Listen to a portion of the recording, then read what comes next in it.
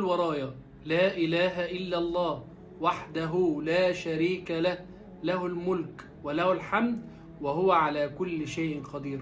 النبي صلى الله عليه وسلم قال لك لو قلت 10 مرات لا إله إلا الله وحده لا شريك له، له الملك وله الحمد وهو على كل شيء قدير، كأنك اعتقت 4 رقاب من ولد إسماعيل. الله أكبر.